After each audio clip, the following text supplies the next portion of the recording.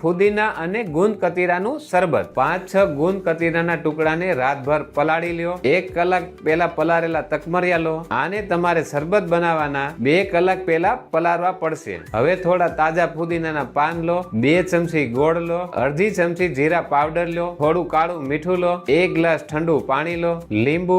હવે છેલ્લે બરફના ટુકડા. સૌથી પહેલા મિક્સરમાં ફુદીનાના પાન, ગોળ, જીરા પાવડર, કાળું મીઠું અને થોડું પાણી ઉમેરો. આ બધાને મિક્સરમાં મિક્સ કરી લો. હવે 1 ગ્લાસ લો. હવે તેમાં રાતભર પલાળેલા ગુંદ કતીરા લો અને થોડા તકમરિયા ઉમેરો. હવે જે ફુદીના અને ગોળનો બેઝ તૈયાર કરેલો છે તે લો. હવે બરફના ટુકડા નાખો. હવે 1 ગ્લાસ પાણી નાખો અને છેલ્લે સ્વાદ અનુસાર લીંબુનો રસ નાખો. તમારું આ ફુદીના અને ગુંદ કતીરાનું શરબત તૈયાર છે. તે માત્ર ઠંડક જ આપતું નથી, પણ તે આરોગ્ય માટે પણ ફૂલ ફાયદાકારક છે. આ ઉનાળામાં જરૂર બનાવીને પીવો અને અમને કહો કે તમને કેવું લાગ્યું.